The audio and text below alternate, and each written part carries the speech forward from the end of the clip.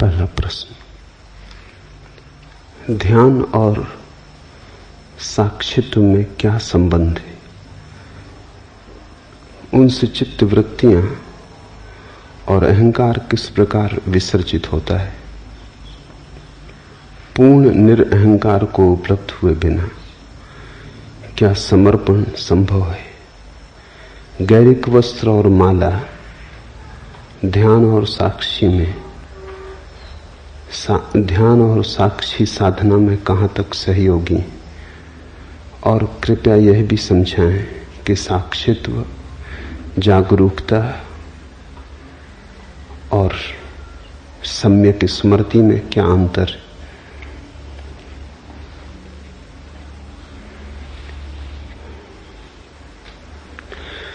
मनुष्य के जीवन को हम 4 हिस्सों में बांट सकते हैं। सबसे पहली परिधि तो कर्म की है। करने का जगत है, सबसे बाहर। थोड़े भीतर चलें तो फिर विचार का जगत है, और थोड़े भीतर चलें तो फिर भाव का जगत है, भक्ति का, प्रेम का। और थोड़े भीतर चलें, केंद्र पर पहुंचे तो साक्षी का।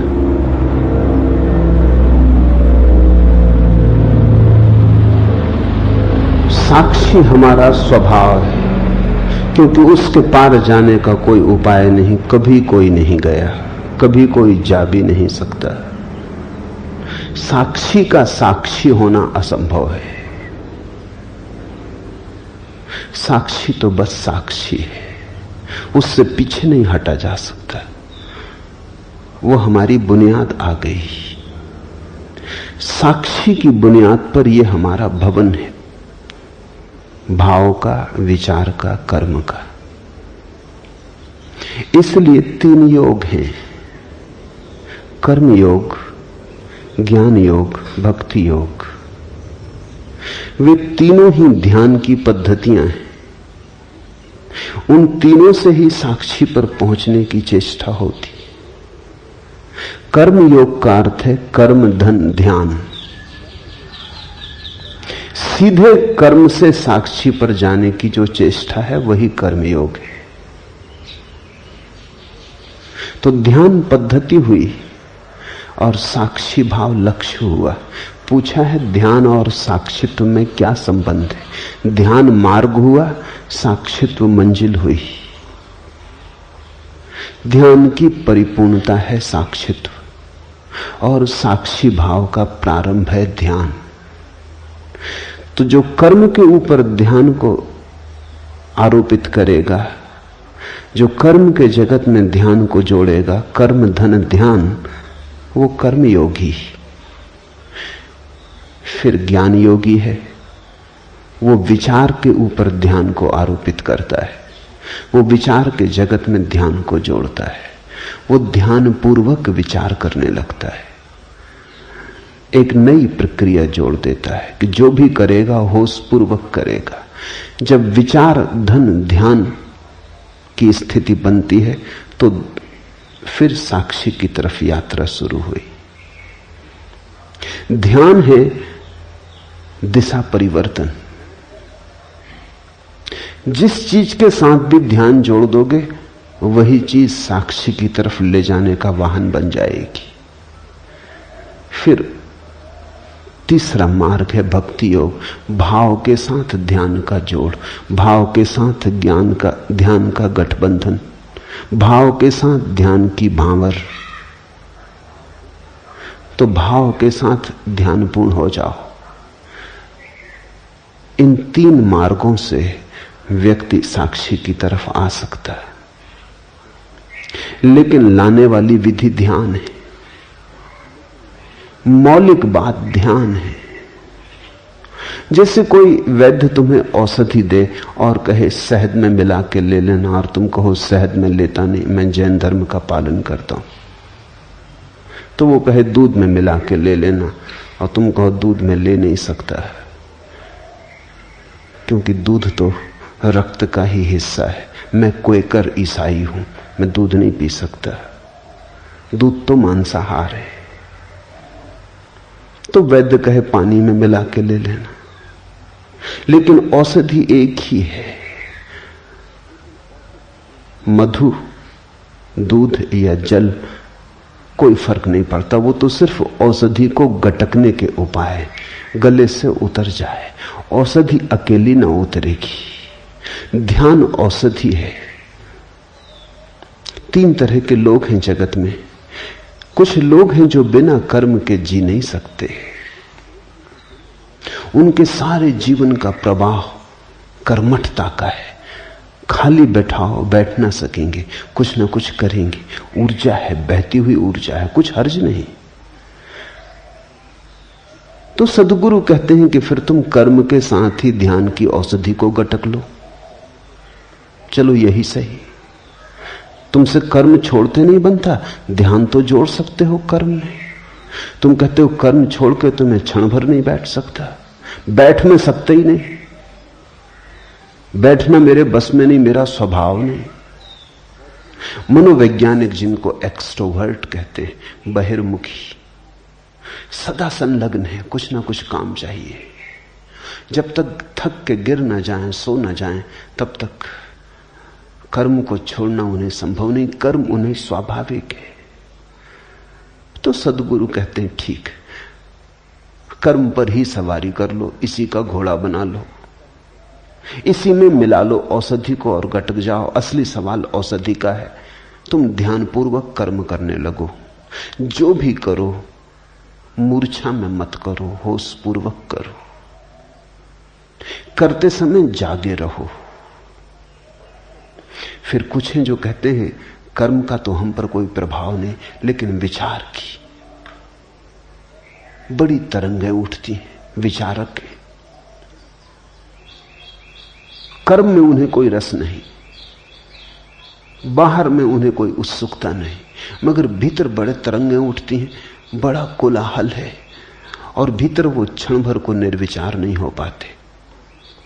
वे कहते हैं कि हम बैठे शांत होकर तो और विचार आते, इतने वैसे नहीं आते जितने शांत होकर बैठ के आते हैं। पूजा, प्रार्थना, ध्यान का नाम ही रखते हैं कि बस विचारों की बड़ी आक्रमण, सेनाओं पर सेनाएं चली आती हैं, डुबा लेती। क्या करें? तो सदगुरु कहते हैं तुम विचार में ही मिला के ध्यान को पी जाओ। विचार को रोको मत, विचार आए तो उसे देखो, उसमें खो मत, थोड़े दूर खड़े रहो, थोड़े फासले पर, शांत भाव से देखते हुए विचार को ही धीरे धीरे तुम साक्षी भाव को उपलब्ध हो जाओगे। विचार से ही ध्यान को जोड़ दो। फिर कुछ है वो कहते हैं ना हमें विचार की कोई झंझट है, ना हमें कर्म की कोई झंझट है। भाव का उद्रेक होता है, आंसू बहते, हृदय गदगद हो आता, डुबकी लग जाती, प्रेम में, स्नेह में, श्रद्धा में, भक्ति में। सदगुरु कहते हैं इसी को औषधि बना लो, इसी में ध्यान को जोड़ दो। आंसू तो बहे, ध्यान पूर्वक बहे। रोमांच तो हो लेकिन ध्यान पूर्वक हो। लेकिन सारसूत्र ध्यान है। ये जो भक्ति, कर्म और ज्ञान के भेद हैं, ये औषधि के भेद नहीं, औषधि तो एक ही है। और यही तुम्हें अष्टावक्र को समझना होगा। अष्टावक्र कहते हैं सीधे ही छलांग लगा जाओ, औषधि सीधी ही गट की जा सकती। वो कहते हैं इन साधनों की भी जरूरत नहीं है। इसलिए अष्टावक्र न तो ज्ञान योगी हैं, न भक्ति योगी, न कर्म योगी। वो कहते हैं सीधे ही साक्षी में उतर जाओ, इन बहानों की कोई जरूरत नहीं। ये औषधि सीधी ही गट की जा सकती है। छोड़ो बहाने, वाहन छोड़ो, सीधे ही दौड़ सकते हो, साक्षी सीधे ही हो सकते हो। इसलिए जहां तक अष्टावक्र का संबंध है, साक्षी और ध्यान में कोई फर्क नहीं। लेकिन जहां तक और पद्धतियों का संबंध है, साक्षी और ध्यान में फर्क है। ध्यान है विधि, साक्षी है मंजिल। अष्टावक्र के लिए तो मार्ग और मंजिल एक है, इसलिए तो वो कहते हैं अभी हो जाओ आनंदित। जिसकी मंजिल और मार्ग अलग है वो कभी नहीं कह सकता अभी हो जाओ। वो कहेगा चलो, लंबी यात्रा है, चढ़ो, तब पहुंचोगे पहाड़ पर। अष्टावक्र कहते हैं आंख खोलो, पहाड़ पर बैठे हो, कहां जाना, कैसा जाना। इसलिए अष्टावक्र के सूत्र तो अति क्रांतिकारी है। न तो ज्ञान, न भक्ति, न कर्म, तीनों ही इस ऊंचाई पर नहीं पहुंचते। शुद्ध साक्षी की बात है। ऐसा समझो कि दवाई गटकनी तक नहीं है, समझ लेना काफी है, बोध मात्र काफी है, सहारे की कोई जरूरत ही नहीं है, तुम वहां हो ही। लेकिन ऐसा होता है कि कुछ लोग असमर्थ हैं इस बात को मानने में। एक सूफी कहानी है। एक फकीर सत्य को खोजने निकला। अपने ही गांव के बाहर जो पहला ही संतों से मिला, एक वृक्ष के नीचे बैठे, उससे उसने पूछा कि मैं सद्गुरु को खोजने निकला हूं, आप बताएंगे कि सद्गुरु के लक्षण क्या हैं? उस फकीर ने लक्षण बता दिए। लक्षण बड़े सरल थे। उसने कहा ऐसे ऐसे वृक्ष के नीचे बैठा मिले, इस आसन में बैठा हो, ऐसी ऐसी मुद्रा हो, बस समझ लेना कि यही सद्गुरु है। चला खोजने। साधक कहते हैं 30 साल बीत गए, सारी पृथ्वी पे चक्कर मार चुका, बहुत जगह गया लेकिन सद्गुरु न मिला। बहुत मिले मगर कोई सद्गुरु न था। थका मांदा अपने गांव वापस लौटा। लौट रहा था तो हैरान हो गया, भरोसा ना आया। वो बूढ़ा बैठा था उसी वृक्ष के नीचे। अब उसको दिखाई पड़ा कि ये तो वृक्ष वही है जो इस बूढ़े ने कहा था, ऐसे ऐसे वृक्ष के नीचे बैठा हो, और ये आसन भी वही लगाया है, लेकिन ये आसन तो 30 साल पहले भी लगाया था। क्या मैं अंधा था? इसके चेहरे पे भाव भी वही, मुद्रा भी वही। वो उसके चरणों में गिर पड़ा, कहा कि आपने पहले ही मुझे क्यों ना कहा? 30 साल मुझे भटकाया क्यों? ये क्यों ना कहा कि मैं ही सद्गुरु? उस बूढ़े ने कहा मैंने तो कहा था, लेकिन तुम तब सुनने को तैयार न थे। तुम बिना भटके घर भी नहीं आ सकते। अपने घर आने के लिए भी तुम्हें 1000 घरों पर दस्तक मारनी पड़ेगी, तभी तुम आओगे। कह तो दिया था मैंने, सब बता दिया था कि ऐसे ऐसे वृक्ष की, यही वृक्ष की व्याख्या कर रहा था, यही मुद्रा में बैठा था, लेकिन तुम भागे भागे थे, तुम ठीक से सुन ना सके, तुम जल्दी में थे, तुम कहीं खोजने जा रहे थे। खोज बड़ी महत्वपूर्ण थी, सत्य महत्वपूर्ण नहीं था तुम्हें, लेकिन आ गए तुम। मैं थका जा रहा था, तुम्हारे लिए बैठा बैठा इसी मुद्रा में। 30 साल तुम तो भटक रहे थे, मेरी तो सोचो। इसी झाड़ के नीचे बैठा कि किसी दिन तुम आओगे तो कहीं ऐसा ना हो कि तब तक मैं विदा हो जाऊं। तुम्हारे लिए रुका था, आ गए तुम। 30 साल तुम्हें भटकना पड़ा अपने कारण। सद्गुरु मौजूद था। बहुत बार जीवन में ऐसा होता है, जो पास है वो दिखाई नहीं पड़ता, जो दूर है वो आकर्षक मालूम होता है। दूर के ढोल सुहावने मालूम होते हैं।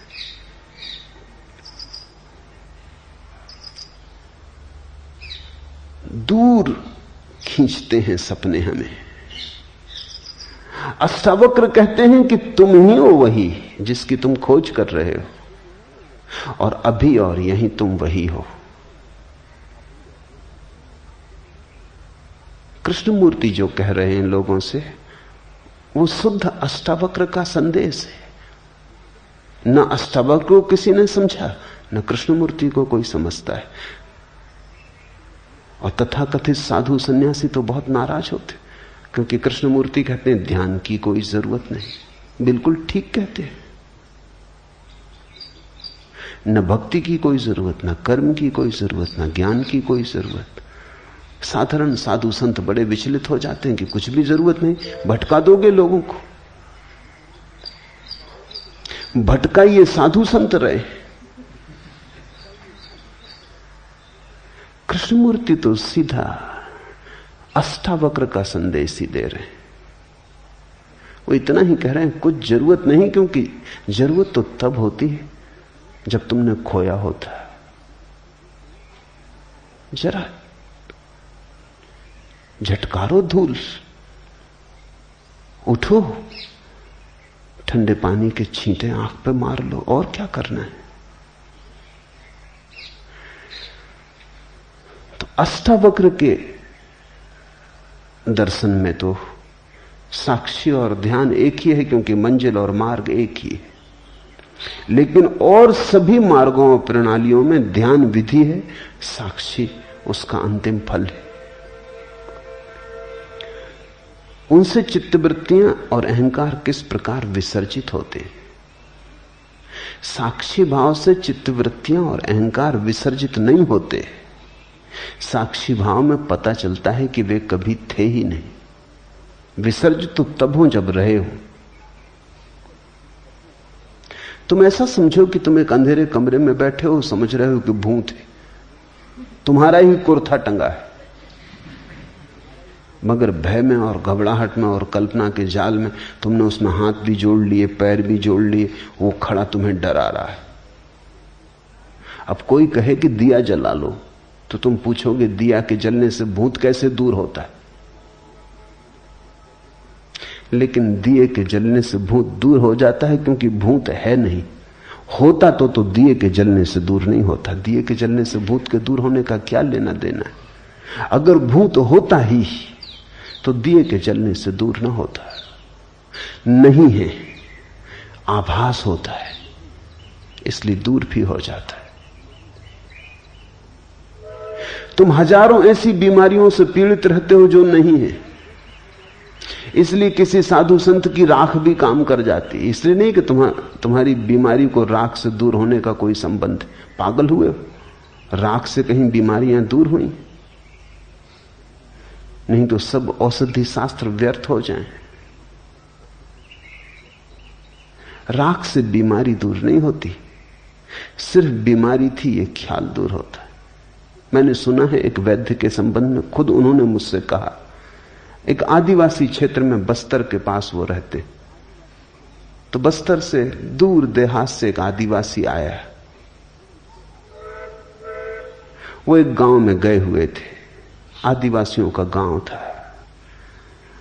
वो बीमार था, तो वैद्य के पास लिखने को भी कोई उपाय ना था। गांव में ना तो फाउंटेन पेन था, ना कलम थी, ना कागज था।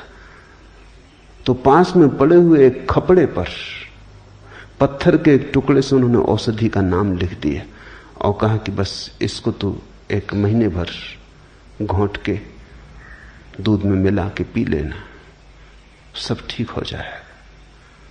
वो आदमी महीने भर बाद आया, बिल्कुल ठीक हो गया, स्वस्थ चंगा। वैद्य ने कहा दवा काम कर गई? उसने कहा गजब की काम कर गई, अब फिर एक और खपड़े पे लिख के दे दें। उसने कहा तेरा मतलब? उसने कहा खपड़ा तो खत्म हो गया, घोल के पी गए, मगर गजब की दवा थी और वो ठीक भी होके आ गया है। अब वैद्य भी कुछ कहे तो ठीक नहीं, अब कुछ कहना उचित ही नहीं। वो मुझसे कहने लगे, फिर मैंने कुछ नहीं कहा, जब ठीक ही हो गया तो जो ठीक कर दे वो दवा। अब इसको और भटकाने में क्या सार है? ये कहना कि पागल, हमने दवा का नाम लिखा था, वो तो तूने खरीदी नहीं, वो प्रिस्क्रिप्शन को ही पी गए, मगर काम कर गई बात। बीमारी झूठी रही होगी, मनोकल्पित रही होगी। मनोवैज्ञानिक कहते हैं हमारी 100 में से 90 बीमारियां मनोकल्पित। और जैसे जैसे समझ बढ़ती है, ऐसा संभावना है कि 99% मनोकल्पित हो सकती है। और एक दिन ऐसी भी घटना आ सकती है कि 100% बीमारियां मनोकल्पित हों। इसलिए तो दुनिया में इतने चिकित्सा शास्त्र काम करते। एलोपैथी लो, उससे भी मरीज ठीक हो जाता है। आयुर्वेदिक लो, उससे भी ठीक हो जाता है। होम्योपैथी, उससे भी ठीक हो जाता है। यूनानी, उससे भी ठीक हो जाता है। नेचुरोपैथी से भी ठीक हो जाता है। और गंडे ताबीज भी काम करते हैं। आश्चर्यजनक है, अगर बीमारी वस्तुता है तो फिर बीमारी को दूर करने का एक विशिष्ट उपाय ही हो सकता है। सब उपाय काम नहीं करेंगे, बीमारी है नहीं। तुम्हें जिस पे भरोसा है, किसी को एलोपैथी पे भरोसा है, काम हो जाता है। बीमारी से ज्यादा डॉक्टर का नाम काम करता है। तुमने कभी ख्याल किया, जब भी तुम बड़े डॉक्टर को दिखा के लौटते हो जेब खाली करके, काफी फीस देके, आधे तो तुम वैसे ही ठीक हो जाते। अगर वही डॉक्टर मुफ्त प्रिस्क्रिप्शन लिख दे तो तुम्हें असर ना होगा। डॉक्टर की दवा कम काम करती है, चुकाई गई फीस ज्यादा काम करती। एक दफा ख्याल आ जाए कि डॉक्टर बहुत बड़ा, सबसे बड़ा डॉक्टर, बस काफी है। तुम पूछते हो अहंकार और चित्तवृत्तियां साक्षी भाव में कैसे विसर्जित होती हैं? विसर्जित नहीं होती हैं, होती तो विसर्जित होती हैं। साक्षी भाव में पता चलता है कि अरे पागल, नाहक भटकता था, अपने ही कल्पना के मृग जाल बिछाए, मृग तृष्णाएं बनाई, सब कल्पना थी। विसर्जित नहीं होती, साक्षी में जाग के पता चलता है थी ही नहीं। पूर्ण निरअहंकार को उपलब्ध हुए बिना क्या समर्पण संभव है? यह महत्वपूर्ण प्रश्न है। पूछने वाला कह रहा है पूर्ण निरअहंकार को उपलब्ध हुए बिना क्या समर्पण संभव है, लेकिन पूछने वाले का मन शायद अनजाने में चालाकी कर गया। निरअहंकार में तो पूर्ण जोड़ा है, समर्पण में पूर्ण नहीं जोड़ा। पूर्ण निरअहंकार के बिना पूर्ण समर्पण संभव नहीं है। जितना अहंकार छोड़ोगे उतना ही समर्पण संभव है। 50% अहंकार छोड़ोगे तो 50% समर्पण संभव। अहंकार का छोड़ना और समर्पण दो बातें थोड़ी हैं, एक ही बात को कहने के दो ढंग हैं। तो तुम कहो कि पूर्ण अहंकार को छोड़े बिना तो समर्पण संभव नहीं, पूर्ण समर्पण संभव नहीं, धोखा मत दे लेना अपने को। तो सोचो कि समर्पण की क्या जरूरत जब पूर्ण अहंकार छूटेगा, और वो तो कब छूटेगा, कैसे छूटेगा? जितना अहंकार छूटेगा उतना समर्पण संभव है। अब पूर्ण की प्रतीक्षा मत करो, जितना बने उतना करो। उतना कर लोगे तो और आगे कदम उठाने की सुविधा हो जाएगी। जैसे कोई आदमी अंधेरी रात में यात्रा पर जाता है, हाथ में उसके छोटी सी कंदील है, 4 कदम तक रोशनी पड़ती है। वो आदमी कहे कि इससे तो 10 मील की यात्रा कैसे हो सकती? 4 कदम तक रोशनी पड़ती, 10 मील तक अंधेरा है, भटक जाएंगे। तो हम उससे कहेंगे तुम घबराओ मत, 4 कदम चलो। जब तुम 4 कदम चल चुके होगे, रोशनी 4 कदम आगे बढ़ने लगेगी। कोई 10 मील तक रोशनी की थोड़ी जरूरत है, तब तुम चलोगे। 4 कदम काफी है। तो जितना अहंकार रत्ती भर छूटता है, रत्ती भर छोड़ो। रत्ती भर छोड़ने पर फिर रत्ती छोड़ने की संभावना आ जाएगी। 4 कदम चले, फिर 4 कदम तक रोशनी पड़ने लगी। ऐसी तरकीब खोज के मत बैठ जाना कि जब पूर्ण अहंकार छूटेगा तब समर्पण करेंगे, फिर तुम कभी ना करोगे। तुमने बड़ी कुशलता से बचाव कर लिया। उतना ही समर्पण होगा, यह बात सच है, जितना अहंकार छूटेगा। तो जितना छूटता हो उतना तो कर लो।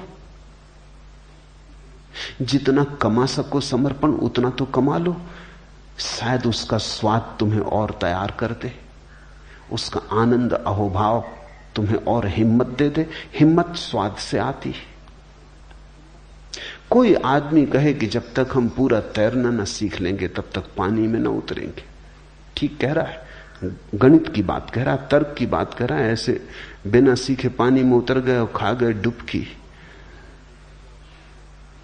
ऐसी झंझट न करेंगे। पहले तैरना सीख लेंगे पूरा, फिर उतरेंगे। मगर पूरा सीखोगे कहां? गद्दी पर। पूरा तैरना सीखोगे कहां?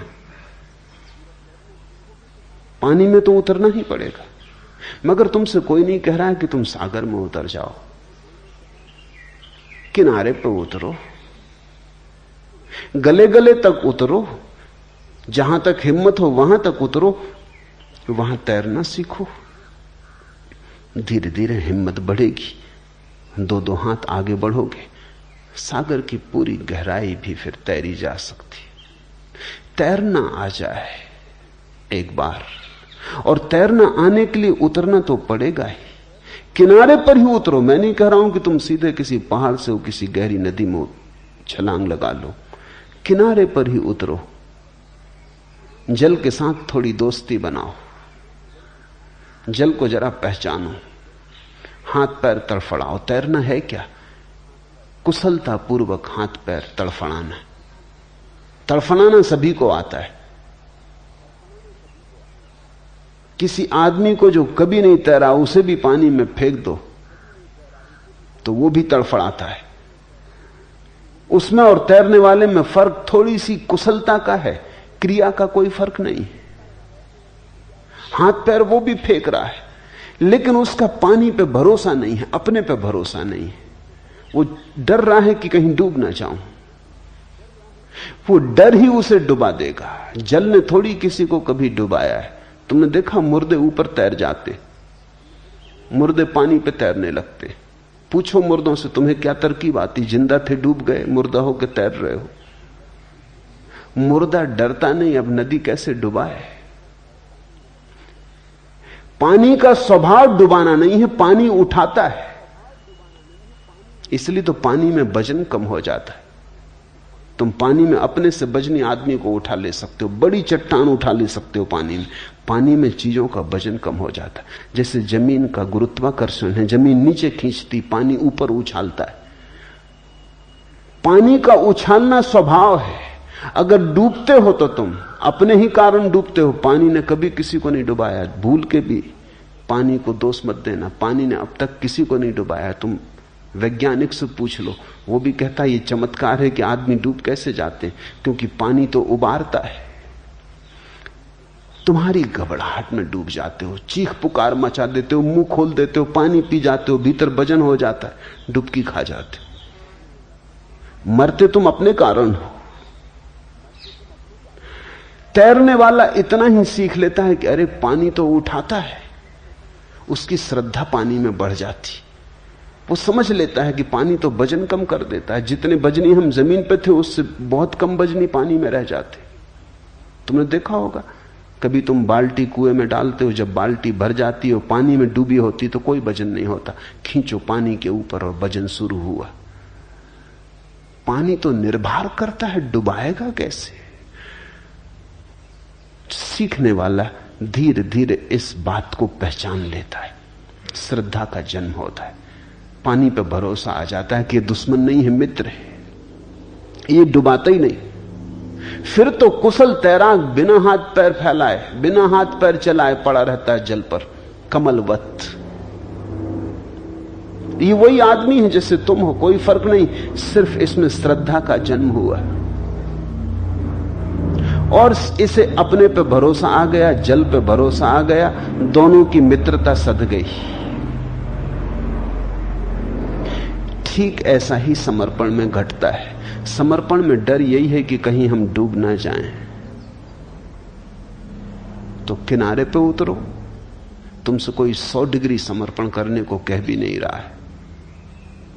1 डिग्री सही, उतर उतर के पहचान आएगी, स्वाद बढ़ेगा, रस जगेगा, प्राण पुलकित होंगे। तुम चकित होगे कि कितना गमाया। अहंकार के साथ जरा से समर्पण से कितना पाया। नए द्वार खुले, प्रकाश द्वार, नई हवाएं बही प्राणों में, नई पुलक, नई उमंग, सब ताजा ताजा।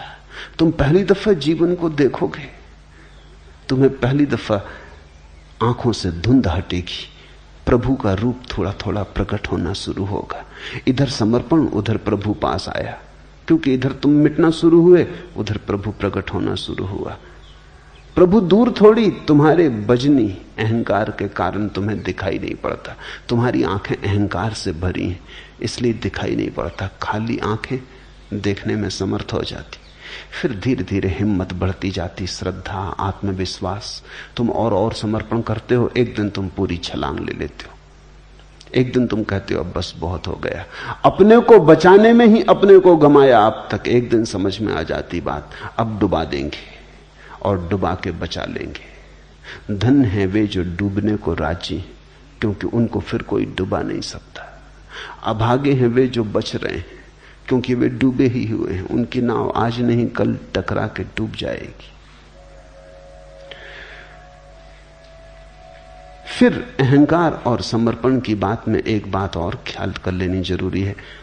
मन बड़ा चालाक है, वो तरकीबें खोजता है। मन कहता है तो पहला कौन, अहंकार का छोड़ना पहले कि समर्पण पहले? पहले समर्पण करें तो अहंकार छूटेगा कि अहंकार छोड़ें तो समर्पण होगा? तुम इस तरह की बातें बाजार जाते हो अंडा खरीदने, तब तुम नहीं पूछते कि पहले कौन, अंडा की मुर्गी। अगर तुम ये पूछो तो तुम अंडा खरीद के कभी घर ना आ सकोगे। तुम बस खरीद के चले आते हो, पूछते नहीं कि पहले कौन। पहले पक्का तो कर ले कि अंडा पहले कि मुर्गी पहले।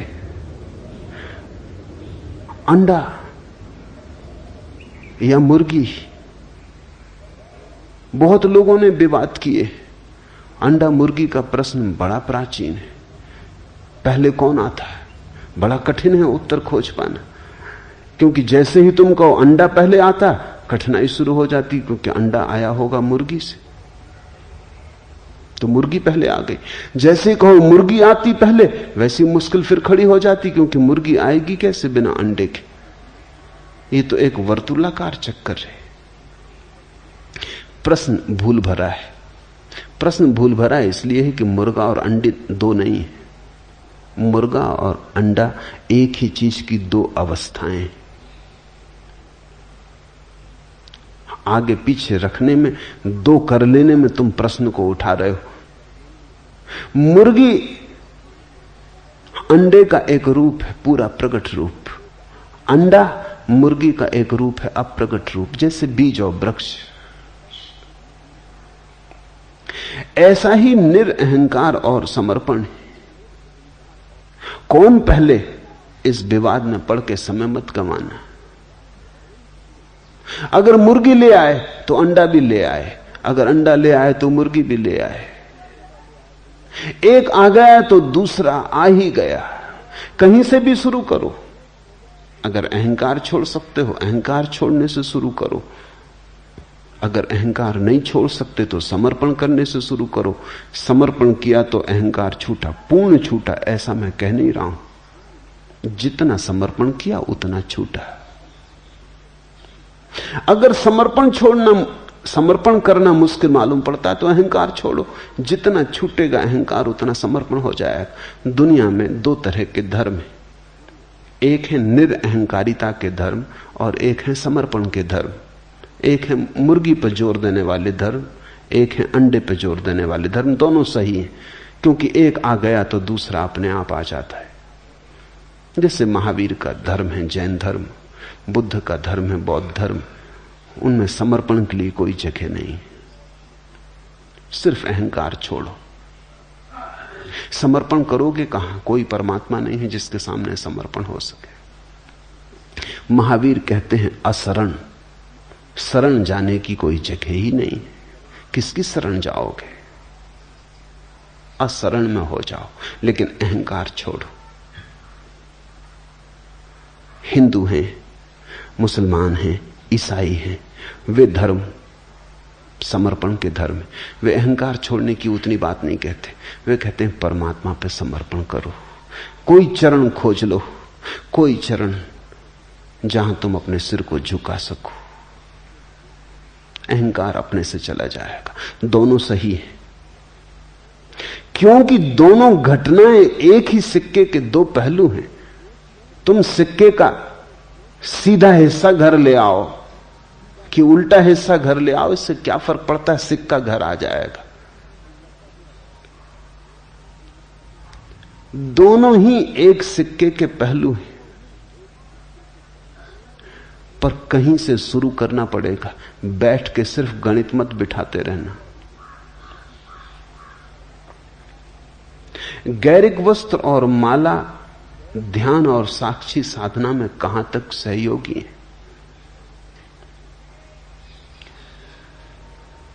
चाहो तो हर चीज सहयोगी है। चाहो तो छोटी छोटी चीजों से रास्ता बना ले सकते हो। कहते हैं राम ने जब पुल बनाया लंका को जोड़ने को, जब सागर सेतु बनाया, तो गिलहरियां छोटी छोटी रेत के कण और कंकड़ ले आईं। उनका भी हाथ हुआ, उन्होंने भी सेतु को बनने में सहायता दी। बड़े बड़ी चट्टाने वाले लाने वाले लोग भी थे, छोटी छोटी गिलहरियां भी थीं, जो उनसे बन सका उन्होंने किया। कपड़े के बदल लेने से बहुत आशा मत करना, क्योंकि कपड़े के बदल लेने से अगर सब बदलता होता तो बात बड़ी आसान हो जाती। माला के गले में डाल लेने से ही मत समझ लेना कि बहुत कुछ हो जाएगा, क्रांति घट जाएगी। इतनी सस्ती क्रांति नहीं है। लेकिन इससे यह भी मत सोच लेना कि यह गिलहरी का उपाय, इससे क्या होगा।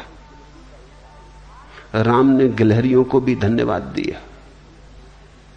ये छोटे छोटे उपाय भी कारगर हैं। कारगर इस तरह है, अचानक तुम अपने गांव वापस जाओगे गैरिक वस्त्रों में,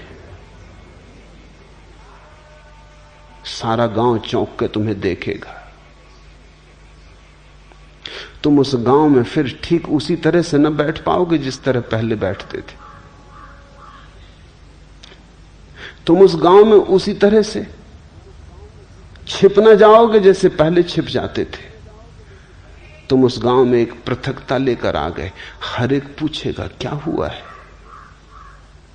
हर एक तुम्हें याद दिलाएगा कि कुछ हुआ है, हर एक तुमसे प्रश्न करेगा, हर एक तुम्हारी स्मृति को जगाएगा, हर एक तुम्हें मौका देगा पुनः पुनः स्मरण का साक्षी बनने का। एक मित्र ने सन्यास लिया, सन्यास लेते वक्त वो रोने लगे, सरल व्यक्ति, और कहा कि बस एक अड़चन है, मुझे शराब पीने की आदत है। और आप जरूर कहेंगे कि छोड़ो। मैंने कहा मैं किसी को कुछ छोड़ने को कहते ही नहीं। पीते हो ध्यानपूर्वक पियो।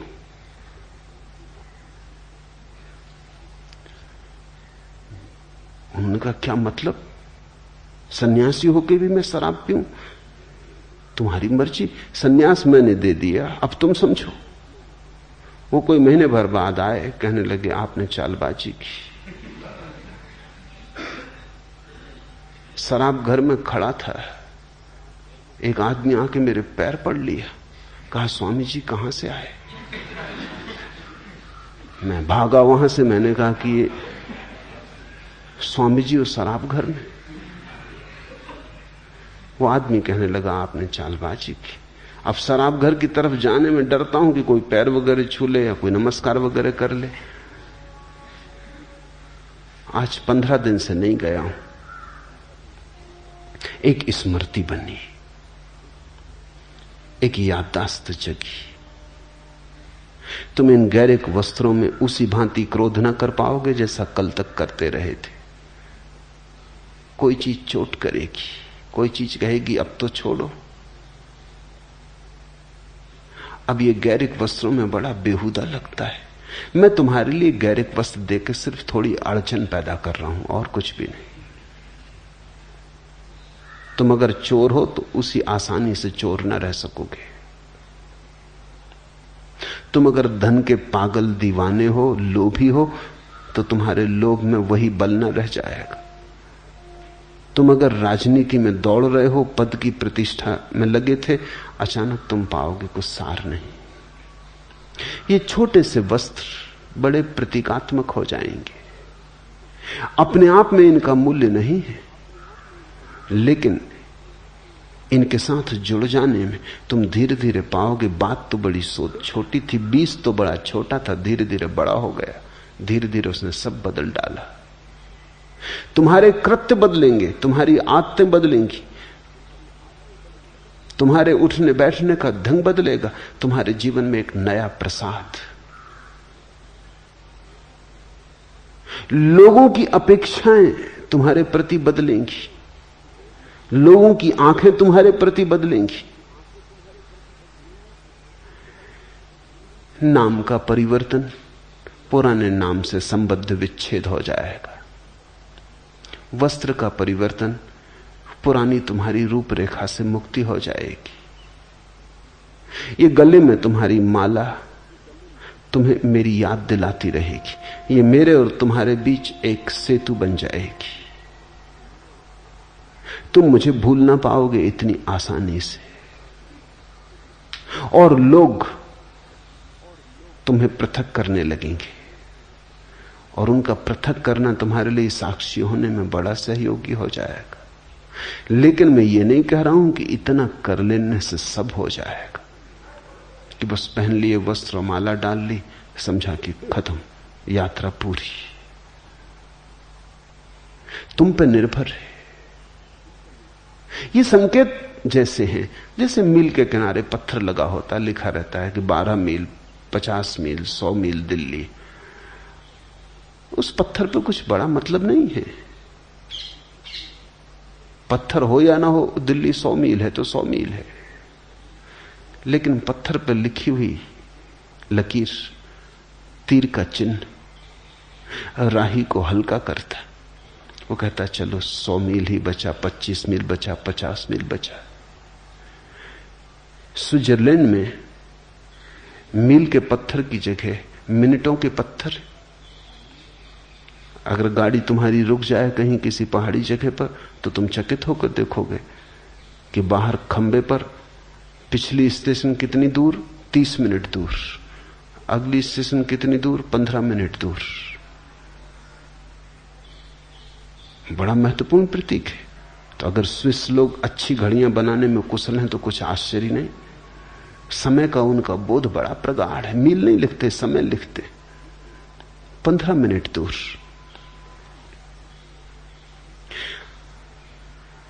खबर मिलती है कि समय का बोध प्रगाढ़ है इस जाति का। तुम गैरिक वस्त्र पहने हो, कुछ खबर मिलती तुम्हारे बाबत। हर चीज खबर देती। कैसे तुम बैठते हो, कैसे तुम उठते हो, कैसे तुम देखते हो, हर चीज खबर देती। सैनिकों को हम ढीले वस्त्र नहीं पहनाते। दुनिया में कोई जाति नहीं पहनाती। पहनाएगी तो हार खाएगी। सैनिक को ढीले वस्त्र पहनाना खतरनाक सिद्ध हो सकता है। सैनिक को हम चुस्त वस्त्र पहनाते। इतने चुस्त वस्त्र जिनमें वो हमेशा अड़चन अनुभव करता है और इच्छा होती कि कब इनके बाहर कूद के निकल जाए। चुस्त वस्त्र झगड़ेलू आदत पैदा करते। चुस्त वस्त्र में बैठा आदमी लड़ने को तत्पर रहता है। ढीले वस्त्र का आदमी थोड़ा विश्राम में होता है। सिर्फ सम्राट ढीले वस्त्र पहनते थे, या सन्यासी या फकीर।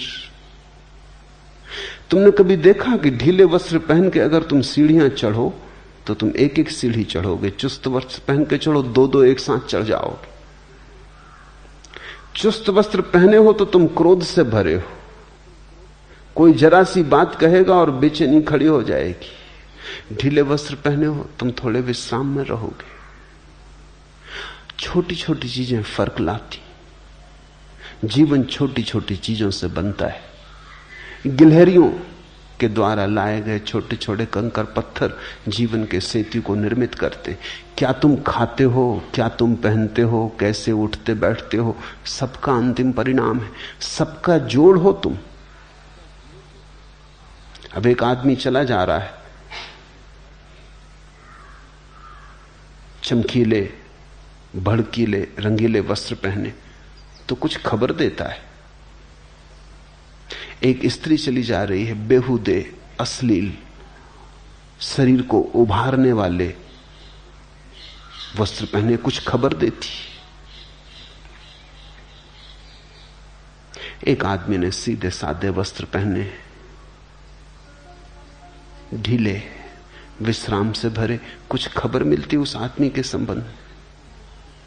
मनोवैज्ञानिक कहते हैं अगर तुम एक आदमी को आधा घंटा तक चुपचाप देखते रहो, कैसे वस्त्र पहने, कैसा उठता, कैसा बैठता, कैसा देखता, तो तुम उस आदमी के संबंध में इतनी बातें जान लोगे कि तुम भरोसा ना कर सकोगे। हमारी हर गतिविधि, हर भाव भंगिमा हमारी है।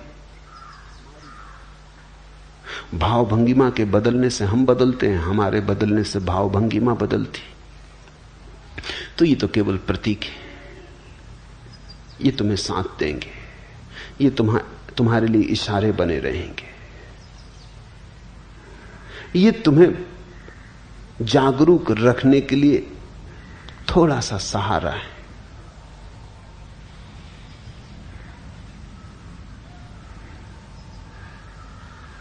और कृपया यह भी समझाएं कि साक्षित्व, जागरूकता और सम्यक स्मृति में क्या अंतर है।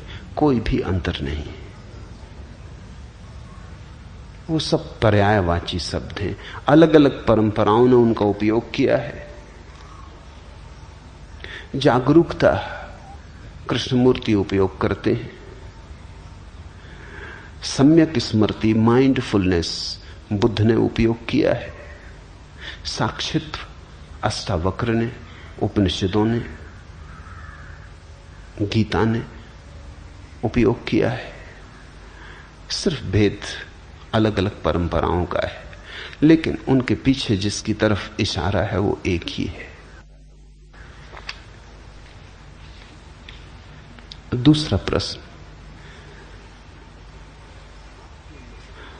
आपके महागीता पर हुए पहले प्रवचन के समय अनेक लोग आंसू बहा के रो रहे थे, उसका क्या मतलब है?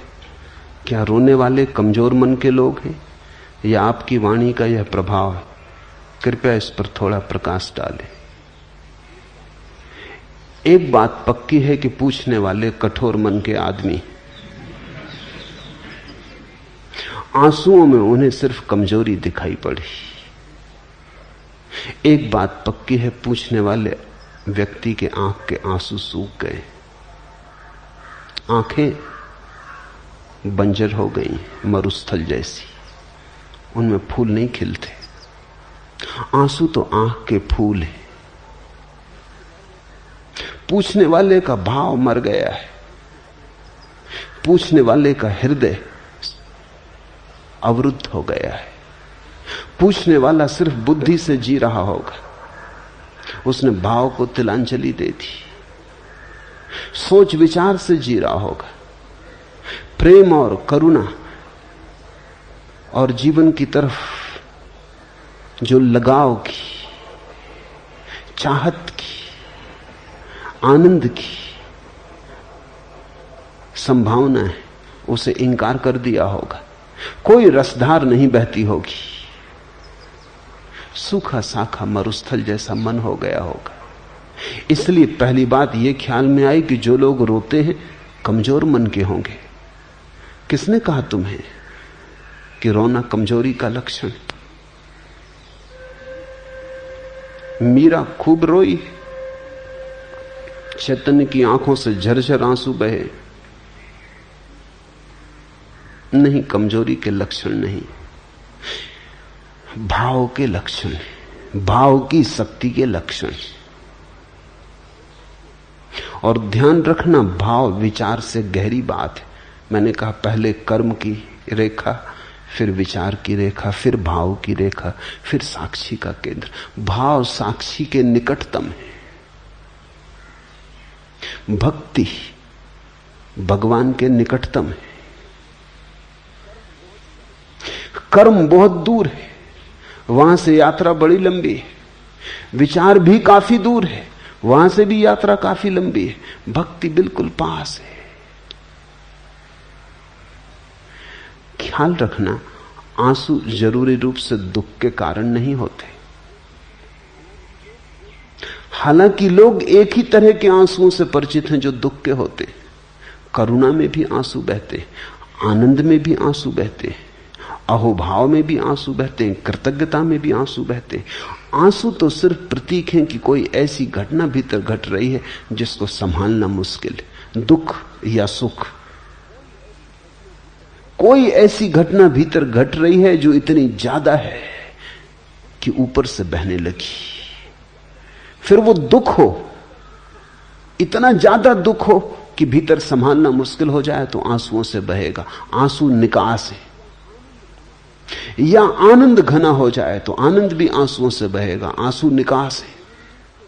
आंसू जरूरी रूप से दुख या सुख से जुड़े नहीं है, अतिरेक से जुड़े हैं। जिस चीज का भी अतिरेक हो जाएगा आंसू उसी को लेकर बहने लगेंगे। तो जो रोए उनके भीतर कुछ अतिरेक हुआ होगा, उनके हृदय पे कोई चोट पड़ी होगी, उन्होंने कोई मर्मर सुना होगा अज्ञात का।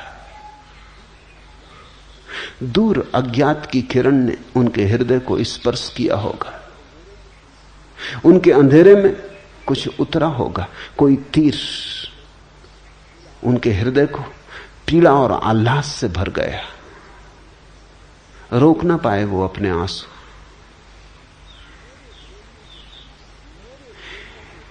मेरे बोलने के प्रभाव से इसका कोई संबंध नहीं, क्योंकि तुम भी सुन रहे थे। अगर मेरे बोलने का ही प्रभाव होता तो तुम भी रोए होते, सभी रोए होते। नहीं, मेरे बोलने से ज्यादा सुनने वाले की हार्दिकता का संबंध है।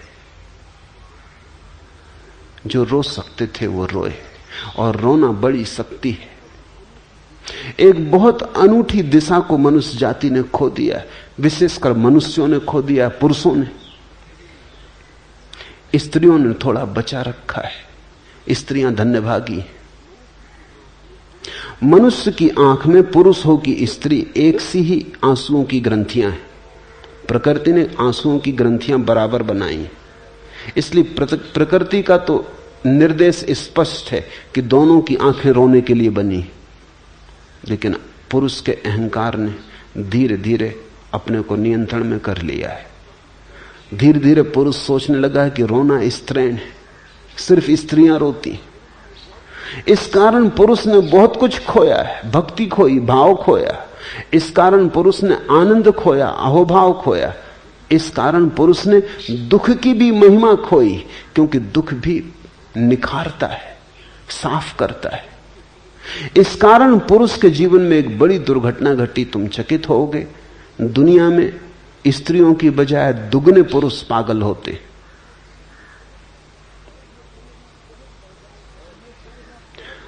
और यह संख्या बहुत बढ़ जाए अगर युद्ध बंद हो जाए, क्योंकि युद्ध में पुरुषों का पागलपन काफी निकल जाता है, बड़ी मात्रा में निकल जाता है।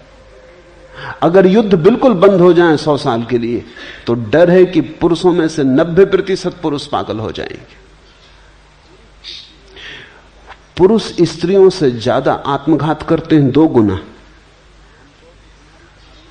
आमतौर से तुम्हारी धारणा और होगी, तुम सोचते हो कि स्त्रियां ज्यादा आत्मघात करती, बातें करती हैं स्त्रियां, करती नहीं आत्मघात। ऐसा गोली वगैरह खा के लेट जाती हैं, मगर गोली भी हिसाब से खाती। तो स्त्रियां प्रयास ज्यादा करती हैं आत्मघात का, लेकिन सफल नहीं होती।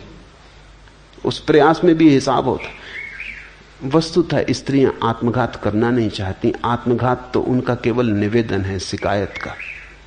वो ये कह रही कि ऐसा जीवन जीने योग्य नहीं, कुछ और जीवन चाहिए था।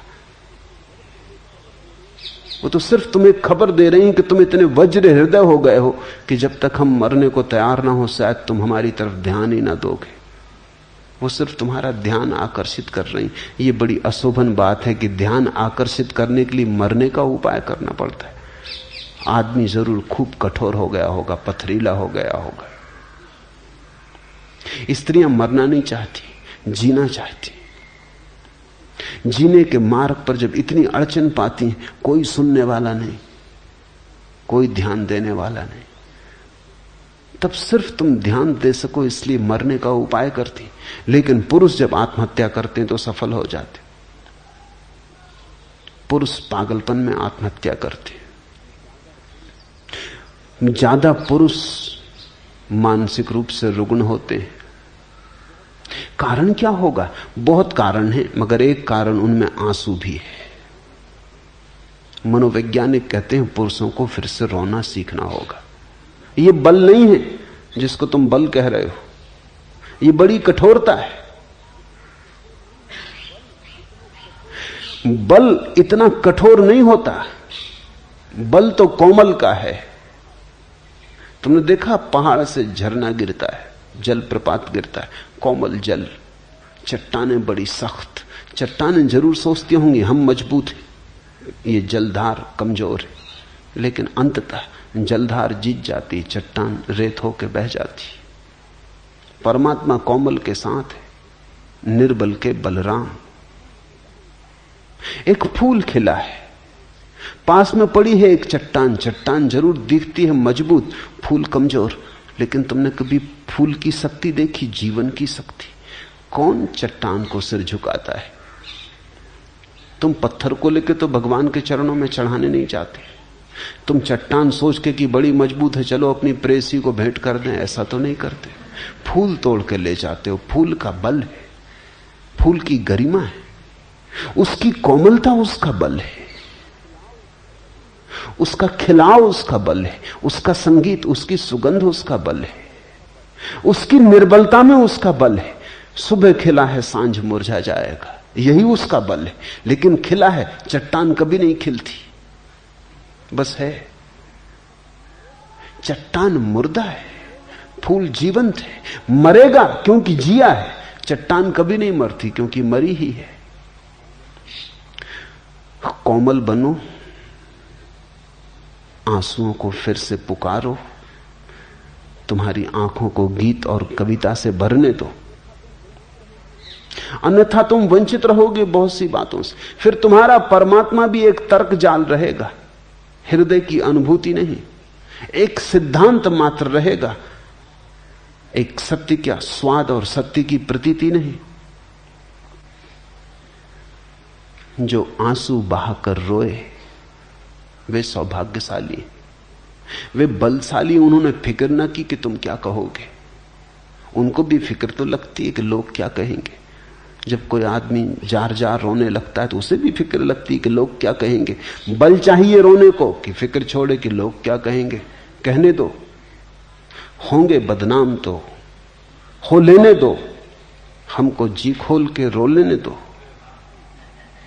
जब कोई आदमी रोता है, छोटे बच्चे की तरह बिसूरता है, तो थोड़ा सोचो उसका बल।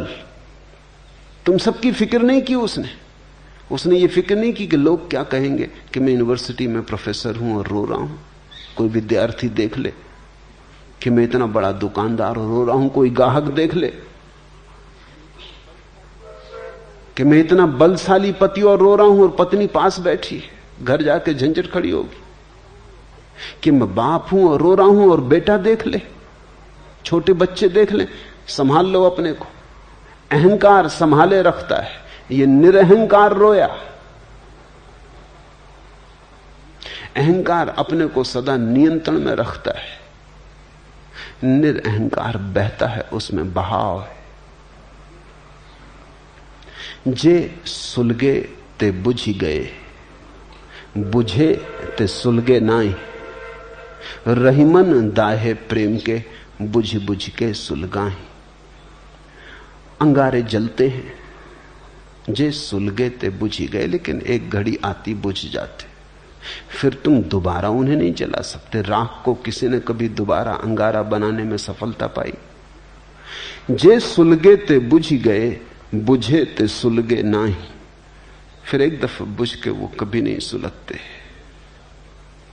रहीमन दाहे प्रेम के, लेकिन जिनके हृदय में प्रेम का तीर लगा उनका क्या कहना। रहीम, रहीमन दाहे प्रेम के बुझ बुझ के सुलगाएं। बार बार जलते, बार बार बुझते, फिर सुलग जाते। प्रेम की अग्नि शाश्वत है, सनातन है। जिन्होंने मुझे प्रेम से सुना वो रो पाएंगे, जिन्होंने मुझे सिर्फ बुद्धि से सुना वो कुछ निष्कर्ष ज्ञान लेके जाएंगे, वो राख लेके जाएंगे, प्रेम का अंगारा नहीं। वो ऐसी राख लेके जाएंगे जो फिर कभी नहीं सुलगेगी, याद रखना। वो बुझ गई, वो तो मैंने तुमसे जब कही तभी बुझ गई। अगर तुमने बुद्धि में ली तो राख, अगर तुमने हृदय में ली तो अंगारा। इसलिए प्रेम का अंगारा जिनके भीतर पैदा हो जाएगा वो तो फिर जलेगा, फिर बुझेगा, फिर जलेगा। वो तो तुम्हें खूब तड़फाएगा, वो तो तुम्हें निखारेगा, वो तो तुम्हारे जीवन में सारा रूपांतरण ले आएगा। दिल खोल के अगर तुम रो सके तो अंगारा हृदय में पहुंच गया इसकी खबर दी। अगर न रो सके तो बुद्धि तक पहुंचा। थोड़ी राख इकट्ठी हो जाएगी, तुम थोड़े जानकार हो जाओगे, तुम दूसरों को समझाने में थोड़े कुशल हो जाओगे, वाद विवाद तर्क करने में तुम थोड़े निपुण हो जाओगे। बाकी मूल बात चूक गई। जहां से अंगारा ला सकते थे वहां से सिर्फ राख लेके लौट आए। फिर तुम उस राख को चाहे विभूति कहो, कुछ फर्क नहीं पड़ता। राख राख है।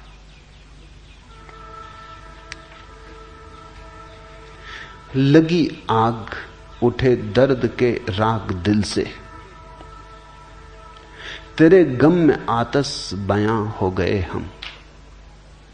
खिरत की बदौलत रहे रास्ते में, गुब्बारे पसे कारवां हो गए हम। लगी आग उठे दर्द के राग दिल से, वो आंसू आग लग जाने के आंसू थे।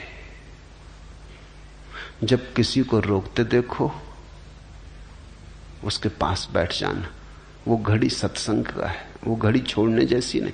तुम नहीं रो पा रहे तो कम से कम रोते हुए व्यक्ति के पास बैठ जाना, उसका हाथ हाथ में ले लेना।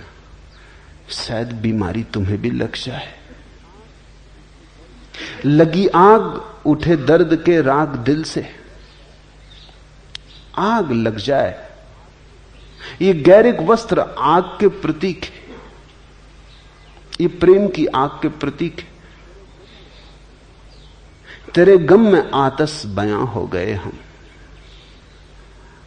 और जब तुम्हारे भीतर हृदय में पीड़ा उठेगी, विरह का भाव उठेगा, तुम्हारी श्वास श्वास में जब अग्नि प्रकट होने लगेगी, आतश बयां। तेरे गम में आतश बयां हो गए हम। खिरत की बदौलत रहे रास्ते में, बुद्धि की बदौलत तो रास्ते में भटकते रहे। खिरत की बदौलत रहे रास्ते में, गुब्बारे पसे कारवां हो गए हम। और बुद्धि के कारण धीरे धीरे हमारी हालत ऐसी हो गई जैसे कारवां गुजरता है, उसके पीछे धूल उड़ती रहती। हम धूल हो गए। धूल के अतिरिक्त बुद्धि के हाथ में कभी कुछ लगा नहीं है। खिरत की बदौलत रहे रास्ते में, गुब्बारे पसे कारवां हो गए हम। जो दिल अपना रोशन हुआ कृष्ण मोहन, हदें मिट गई बेकरां हो गए हम। जो दिल अपना रोशन हुआ कृष्ण मोहन, अगर प्रेम में पड़ जाए चोट, हृदय पे लग जाए चोट, खिल जाए वहां आग का अंगारा। जो दिल अपना रोशन हुआ कृष्ण मोहन, हदें मिट गई बेकरां हो गए हम। उस घड़ी फिर सीमाएं टूट जाती, असीम हो जाते। आंसू असीम की तरफ तुम्हारा पहला कदम है। आंसू इस बात की खबर है कि तुम पिघले, तुम्हारी सख्त सीमाएं थोड़ी पिघली, तुम थोड़े नरम हुए, तुम थोड़े गर्म हुए, तुमने ठंडी बुद्धि थोड़ी छोड़ी, थोड़ी आग जली, थोड़ा ताप पैदा हुआ।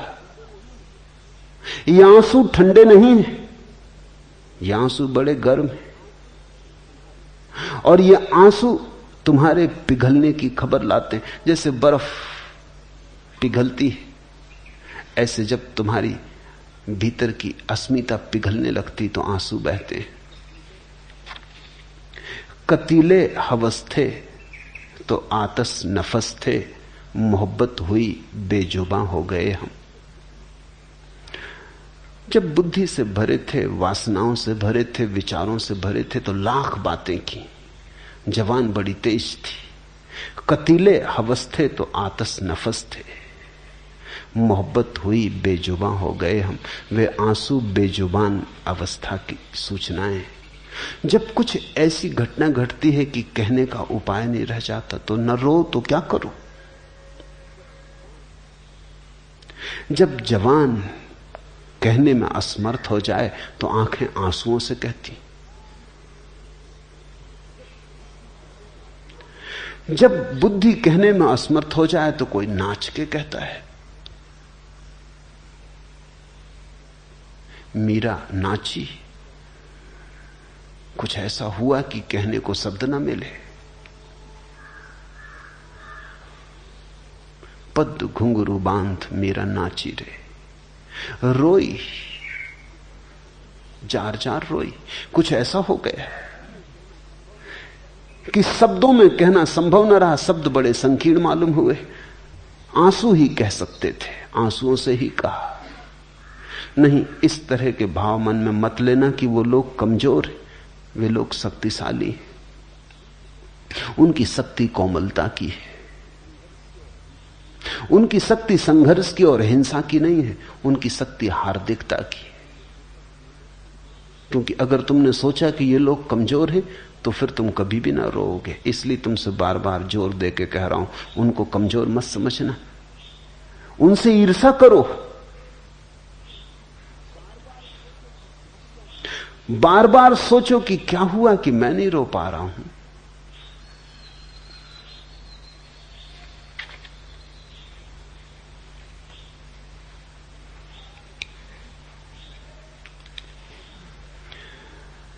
भाव से भरा व्यक्ति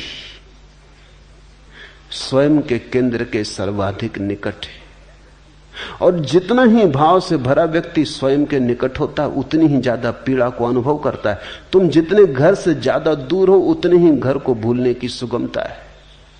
जैसे जैसे घर करीब आने लगता है वैसे वैसे घर की याद भी आने लगती। तुम परमात्मा को भूल के बैठे हो। परमात्मा शब्द तुम्हारे कानों में पड़ता है लेकिन कोई हलचल नहीं होती। सुन लेते हो, एक शब्द मात्र है। परमात्मा शब्द मात्र नहीं है। उसे सुन लेने भर की बात नहीं है। जिसके भीतर कुछ थोड़ी सी अभी भी जीवन की आग है उसे परमात्मा झकझोर देगा। शब्द मात्र झकझोर देगा। चाहते हो अगर मुझे दिल से, फिर भला किस लिए रुलाते हो। तो भक्त सदा परमात्मा से कहते रहे, चाहते हो अगर मुझे दिल से, फिर भला किस लिए रुलाते हो। रोशनी के घने अंधेरों में क्यों नजर से नजर चुराते हो। पास आए न पास आकर भी पास मुझको नहीं बुलाते हो। किस लिए आसपास रहते हो, किस लिए आसपास आते हो। तो अगर तुमने मुझे ठीक से सुना तो तुम्हें परमात्मा बहुत बार बहुत पास मालूम पड़ेगा। किस लिए आसपास रहते हो, किस लिए आसपास आते हो। पास आए न पास आकर भी पास मुझको नहीं बुलाते हो। चाहते हो अगर मुझे दिल से, फिर भला किस लिए रुलाते हो। रोशनी के घने अंधेरों में क्यों नजर से नजर चुराते हो। जो व्यक्ति भाव में उतर रहा है वो बिल्कुल इतने करीब है परमात्मा के कि परमात्मा की आंच उसे अनुभव होने लगती, नजर में नजर पड़ने लगती, सीमाएं एक दूसरे को ऊपर उतरने लगती, एक दूसरे की सीमा में अतिक्रमण होने लगता है। यहां जो कहा जा रहा है वो सिर्फ कहने को नहीं है, वो तुम्हें रूपांतरित करने को है।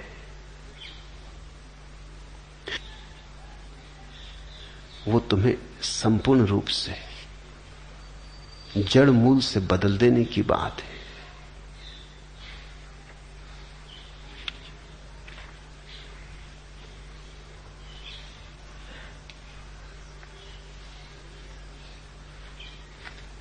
तीसरा प्रश्न, धर्म धन धारणा या धारणा धन धर्म से संस्कृति का निर्माण होता है और संस्कृति से समाज और उसकी परंपराएं बनती। पूज्यपाद ने बताया कि धर्म सबके खिलाफ है। अगर धर्म सभी के विरोध में रहेगा तो किसी प्रकार की अराजकता होना असंभव है क्या? हमें समझाने की कृपा करें। धर्म से जो तुम अर्थ समझ रहे हो धारणा का, वैसा अर्थ नहीं है। धारणा कंसेप्ट धर्म नहीं है। धर्म शब्द बना है जिस धातु से, उसका अर्थ है जिसने सबको धारण किया है,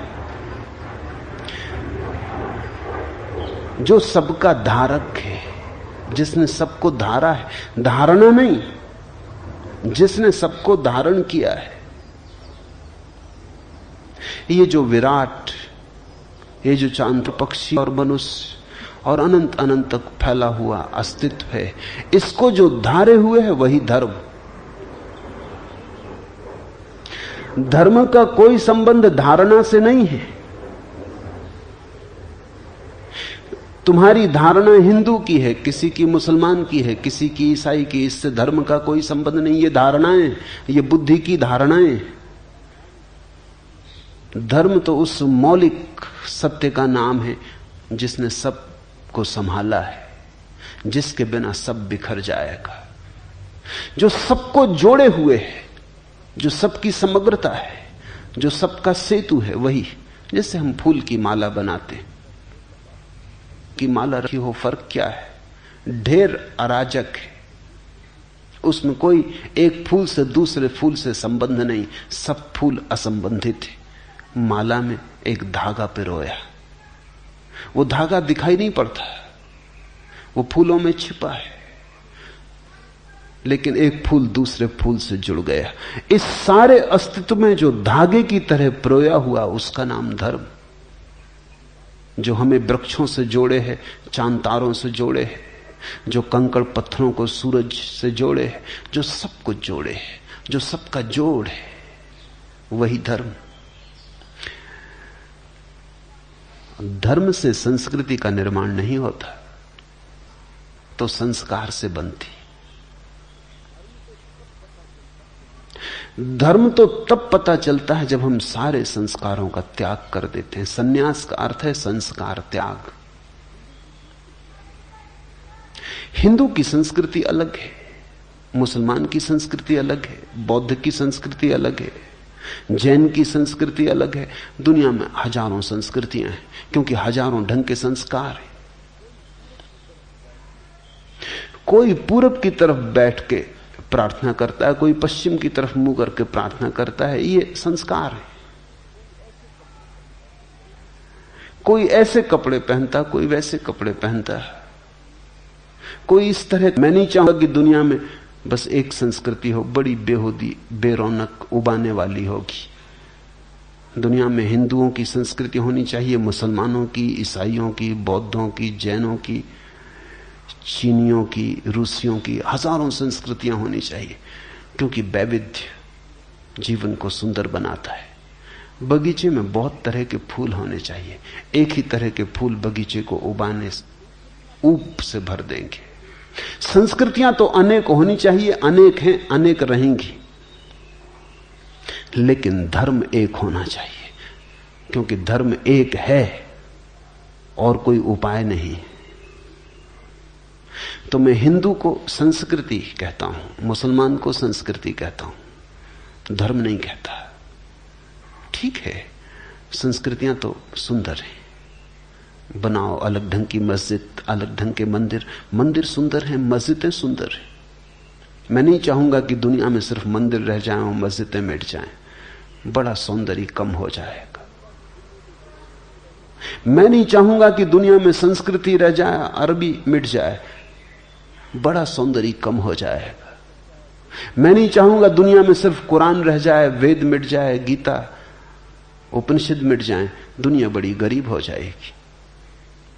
कुरान सुंदर है, साहित्य की अनूठी कृति है, काव्य की बड़ी गहन, कुछ लेना ना नहीं। वेद प्रिय है, अनूठे उद्घोष है, पृथ्वी की आकांक्षाएं हैं आकाश को छू लेने की। उपनिषद अति मधुर है, उनसे ज्यादा मधुर वक्तव्य कभी भी नहीं दिए गए। वे नहीं खोने चाहिए, वे सब रहने चाहिए, पर संस्कृति की तरह। धर्म तो एक है, धर्म तो वो है जिसने हम सबको धारण किया, हिंदू को भी, मुसलमान को भी, ईसाई को भी। धर्म तो वो है जिसने पशुओं को, मनुष्यों को, पौधों को, सबको धारण किया। जो पौधों में हरे धार की तरह बह रहा है, जो मनुष्यों में रक्त की धार की तरह बह रहा है, जो तुम्हारे भीतर श्वास की तरह चल रहा है, जो तुम्हारे संस्कृति का पर्याय मत समझना। धर्म से संस्कृति का कोई लेना देना नहीं। इसलिए तो रूस की संस्कृति हो सकती, वहां कोई धर्म नहीं। चीन की संस्कृति है, वहां अब कोई धर्म नहीं। नास्तिक की संस्कृति हो सकती है, आस्तिक की हो सकती है। धर्म से संस्कृति का कोई लेना देना नहीं। धर्म तो तुम्हारे रहने सहने से कुछ वास्ता नहीं रखता। धर्म तो तुम्हारे होने से वास्ता रखता है। धर्म तो तुम्हारा शुद्ध स्वरूप है, स्वभाव है। संस्कृति तो तुम्हारे बाहर के आवरण, आचरण, व्यवहार, इन सब चीजों से संबंध रखती। कैसे उठना, कैसे बोलना, क्या कहना, कोई परंपरा नहीं बनती। धर्म परंपरा नहीं, धर्म तो सनातन शाश्वत सत्य है। परंपराएं तो आदमी बनाता है, धर्म तो है। परंपराएं आदमी से निर्मित है, आदमी के द्वारा बनाई गई। धर्म आदमी से पूर्व है, धर्म के द्वारा आदमी बनाया गया है। इस फर्क को ख्याल में ले लेना। इसलिए परंपरा को भूल के भी धर्म मत समझना। और धार्मिक व्यक्ति कभी पारंपरिक नहीं होता, ट्रेडिशनल नहीं होता। इसलिए तो जीसस को सूली देनी पड़ी, मंसूर को मार डालना पड़ा, सुकरात को जहर देना पड़ा, क्योंकि धार्मिक व्यक्ति कभी भी परंपरागत नहीं होता। सनातन शाश्वत का कोई उद्घोष करता है तो परंपरा से बंधे लीक लकीर के फकीर बहुत घबरा जाते, उनको बहुत बेचैनी होने लगती। वो कहते हैं इससे तो अराजकता हो जाएगी। अराजकता अभी है। जिसको तुम कहते हो व्यवस्था, अराजकता, वो क्या खाक व्यवस्था है। सारा जीवन कलह से भरा है, सारा जीवन न मालूम कितने अपराधों से भरा है, और सारा जीवन दुख से भरा है। फिर भी तुम घबराते हो अराजकता हो जाएगी। तुम्हारे जीवन में क्या है सिवाय नरक के? कौन सी बांसुरी बजती है तुम्हारे जीवन में? राख ही राख का ढेर है, फिर भी कहते हो अराजकता हो जाएगी। धार्मिक व्यक्ति विद्रोही तो होता है, अराजक नहीं। इसे समझना। धार्मिक व्यक्ति ही वस्तुतः राजक व्यक्ति होता है, क्योंकि उसने संबंध जोड़ लिया अनंत से, उसने जीवन के परम मूल से संबंध जोड़ लिया। अराजक तो कैसे होगा? हां, तुमसे संबंध टूट गया, तुम्हारी ढांचे व्यवस्था से वो थोड़ा बाहर हो गया। उसने परम से नाता जोड़ लिया, उसने उधार से नाता तोड़ दिया, उसने नगद से नाता जोड़ लिया, उसने बासे से नाता तोड़ दिया। कृति और सत्ता तो प्लास्टिक के फूलों जैसी है। धार्मिक व्यक्ति का जीवन वास्तविक फूलों जैसा है। प्लास्टिक के फूल फूल जैसे दिखाई पड़ते हैं, वस्तुतः फूल नहीं मालूम होते, बस दूर से दिखाई पड़ते। धोखा है। तुम अगर इसलिए सत्य बोलते हो क्योंकि तुम्हें संस्कार डाल दिया गया है सत्य बोलने का, तो तुम्हारा सत्य दो कौड़ी का है। तुम अगर इसलिए मांसाहार नहीं करते क्योंकि तुम जैन घर में पैदा हुए और संस्कार डाल दिया गया कि मांसाहार पाप है, इतना लंबा संस्कार डाला गया कि आज मांस को देख के तुम्हें मतली आने लगती, तो तुम ये मत सोचना कि तुम धार्मिक हो गए। ये केवल संस्कार है। ये व्यक्ति जो जैन घर में पैदा हुआ है और मांसाहार से घबराता है, इसे देख के मतली आती। देखने की तो बात, मांसाहार शब्द से इसे घबराहट होती।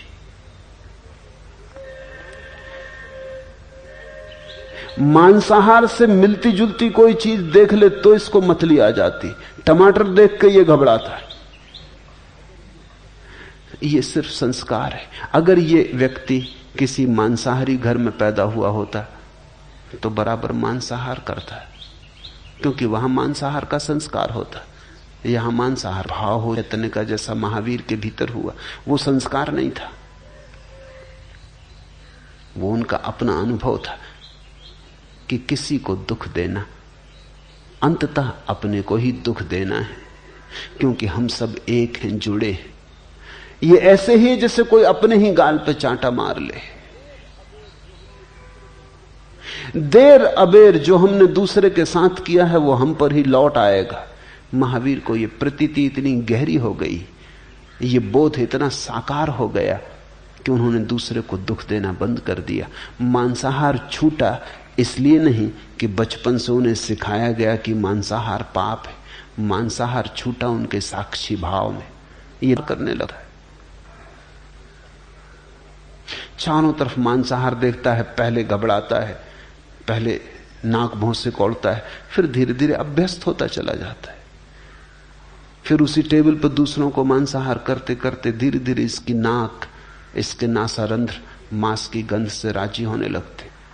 फिर दूसरी संस्कृति का प्रभाव, वहां हर एक व्यक्ति का कहना कि बिना मांसाहार के कमजोर हो जाओगे।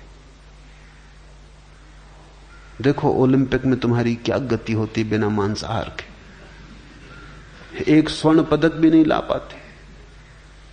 स्वर्ण पदक तो दूर, तांबे का पदक भी नहीं मिलता है। तुम अपनी हालत तो देखो, 1000 साल तक गुलाम रहे। बल क्या है तुम में?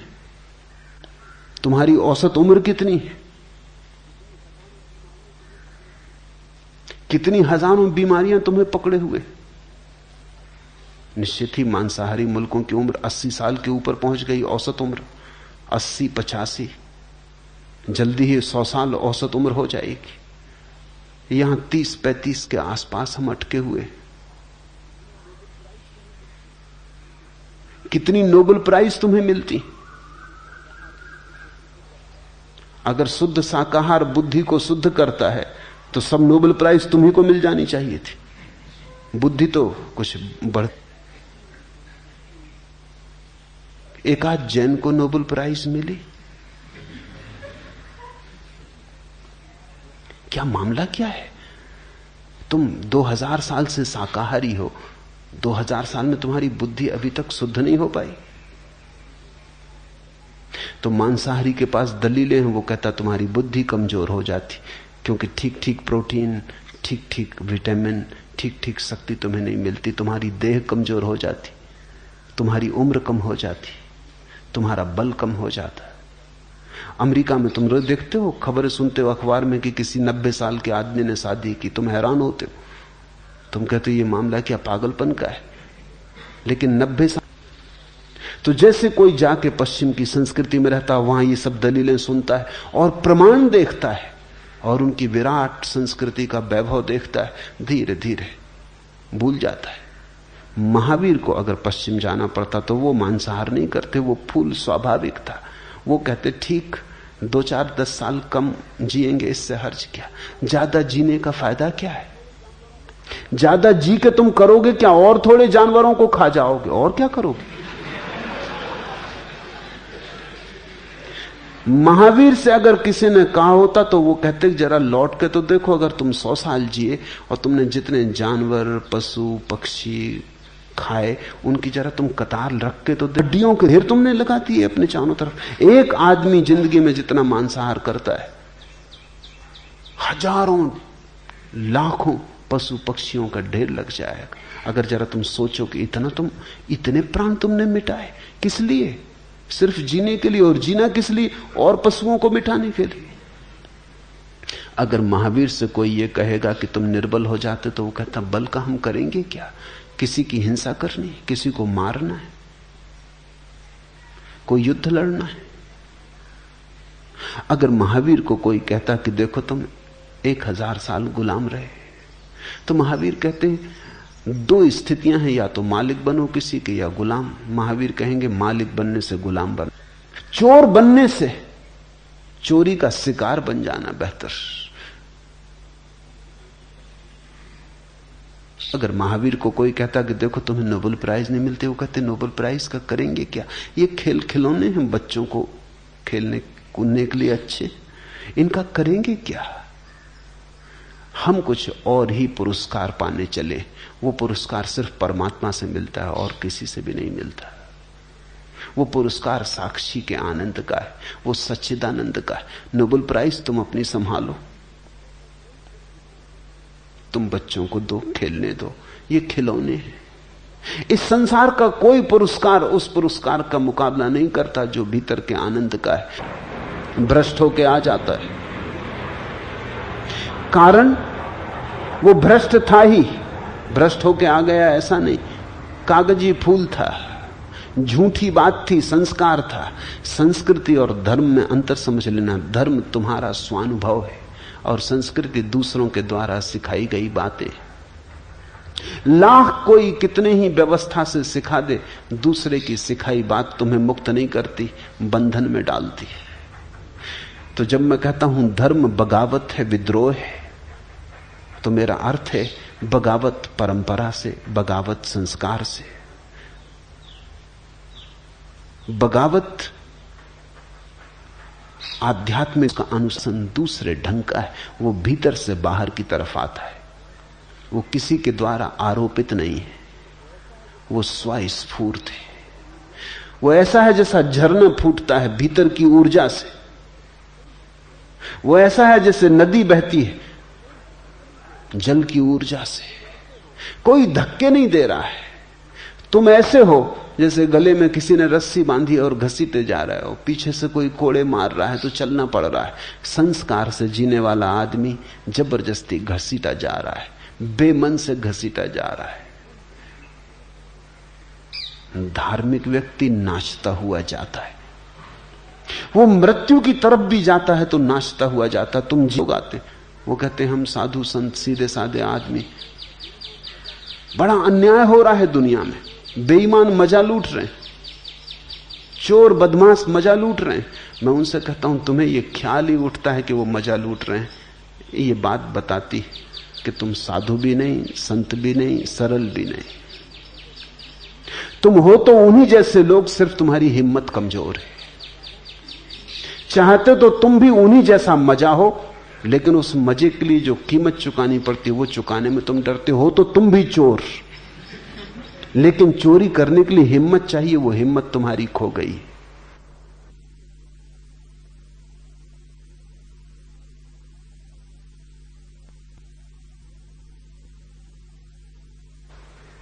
चाहते तो तुम भी हो कि बेईमानी करके धन का अंबार लगा लें, लेकिन बेईमानी करने में कहीं फंस ना जाएं, पकड़े ना जाएं, इसलिए तुम रुके हो। अगर तुम्हें पक्का आश्वासन दे दिया जाए कि कोई तुम्हें पकड़ेगा नहीं, कोई तुम्हें पकड़ने वाला नहीं है, कोई पकड़ने का डर नहीं, तुम तत्क्षण चोर हो जाओगे। धार्मिक व्यक्ति तो दया खाता है उन पर जो बेईमानी कर रहे हैं, क्योंकि वो कहता है ये बेचारे कैसे परम आनंद से वंचित हो रहे हैं, जो हमें मिल रहा है वो इन्हें नहीं मिल रहा। धार्मिक व्यक्ति ईर्ष्या नहीं करता अधार्मिक से, दया खाता है, मन ही मन में रोता है कि इन विचारों को, सिर्फ क्योंकि उसके पास कुछ विराट तर है, और उसी विराट के कारण उसके जीवन में एक अनुशासन होता है। उस अनुशासन के ऊपर कोई अनुशासन नहीं है। धार्मिक व्यक्ति विद्रोही है, लेकिन अनुशासनहीन नहीं। उसका अनुशासन आत्मिक है, आंतरिक है, आत्मानुशासन है उसका अनुशासन।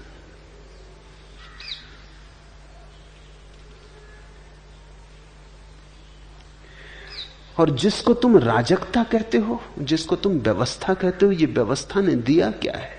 युद्ध दिए, हिंसा दी, पाप दिए, घृणा दी, वैमनस्य दिया क्या है? पापियों ने तो हमको बचाया सदा, पाप हमने किए सज्जनों के लिए। प्रश्न जब भी मिले सब मुखौटे लगा, उम्र हमको मिली उलझनों के लिए। भीड़ सपनों की हमने उगाई सदा, बंजारों के नगर निर्जनों के लिए। किन लुटोरों की दुनिया में हम आ गए, हाथ कटते यहां कंगनों के लिए। जिंदगी ने निचोड़ा है इतना हमें, बेच डाले नयन दर्शनों के लिए। यहां है क्या? आंखें तक बिक गई इस आशा में कि कभी दर्शन होंगे। आत्मा तक बिक गई है इस आशा में कि कभी परमात्मा मिलेगा। ऐसा है जन, कोई किसी का मित्र नहीं, सब शत्रु ही शत्रु मालूम होते। यहां मिलता तो कुछ भी नहीं। किस बात को तुम व्यवस्था कहते हो? व्यवस्था तो तभी हो सकती है जब जीवन में आनंद हो। आनंद एक व्यवस्था लाता है। आनंद के पीछे छाया की तरह आती है व्यवस्था। स्मरण रखना, दुखी आदमी अराजक होता है, सुखी आदमी अराजक नहीं हो सकता। दुखी आदमी अराजक हो ही जाता है, उसे मिला क्या है तो वो तोड़ने फोड़ने में उत्सुक हो जाता है। जिसके जीवन में कुछ भी नहीं मिला है वो नाराजगी में तोड़। इस व्यवस्था को, इस धोखे की व्यवस्था को तुम व्यवस्था मत समझ लेना। ये राजनीतिज्ञों की चालबाजी है। और जिन्हें तुम समझते हो कि वो तुम्हारे नेता हैं, जिन्हें तुम समझते हो तुम्हारे राहबर, वो राहजन है, वही तुम्हें लूटते हैं। चलो अब किसी और के सहारे लोगो। बड़े खुदगर्ज हो गए थे किनारे लोगो, अब तो किनारे का भी सहारा रखना ठीक नहीं मालूम पड़ता। चलो अब किसी और के सहारे लोगो, बड़े खुदगर्ज हो गए थे किनारों लोगो। सहारा समझ अंधड़ से गई हैं पतवारें लोगो। क्या गुजरेगी सफीने पे खबर नहीं, अंधड़ से मिल गई हैं पतवारें लोगो। हजारों बेबस आहें दफन हैं यहां, महज पत्थरों के ढेर नहीं हैं ये मजारें लोगों। यहां अंधड़ से मिल गई हैं पतवारें। यहां जिन्हें तुम समझते हो तुम्हारे सहारे हैं वो तुम्हारे शोषक हैं, और जिन्हें तुम समझते हो कि व्यवस्थापक है वो केवल तुम्हारी छाती पर सवार है। तुमने कभी ख्याल किया, जो भी आदमी पद पे होता है वो व्यवस्था की बात करने लगता है, और जो आदमी पद के बाहर होता है राजनीति में वो बगावत की बात करने लगता है। अनुशासन पर्व की जरूरत है। इस सारी दुनिया में सदा से ऐसा होता रहा। राजनीतिक को सिर्फ पद का मोह है, न व्यवस्था से मतलब है, न अव्यवस्था से। हां, जब वो व्यवस्था का मालिक नहीं होता, जब खुद के हाथ में ताकत नहीं होती, तब वो कहता है सब गलत है, तब क्रांति की जरूरत है। और जैसे ही वो पद पे आता है फिर क्रांति की बिल्कुल जरूरत नहीं, क्योंकि क्रांति का काम पूरा हो गया। वो काम इतना था उसको पद पे लाना, वो काम पूरा हो गया। फिर जो क्रांति की बात करे वो दुश्मन, और वो जो क्रांति की बात कर रहा है उसको भी क्रांति से कुछ लेना देना नहीं है। ये बड़ी कुर्सी से उतरे क्रांति, अब क्रांति तुम्हारे हित में। धार्मिक व्यक्ति को न तो व्यवस्था से मतलब है न क्रांति से। धार्मिक व्यक्ति को आत्मानुशासन से मतलब है।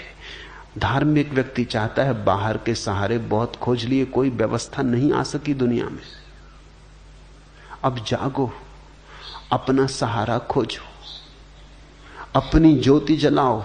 बाहर के दियों के सहारे बहुत चले और भटके, सिर्फ भटके, खाए खंडहरों में गिरे, लहू लुहान हुए। अब अपनी ज्योति जलाओ और अपने सहारे चलो। नहीं कोई बाहर तुम्हें व्यवस्था दे सकता है, अपनी व्यवस्था तुम स्वयं दो। तुम्हारा आज इतना ही। हरिओम तत्सत।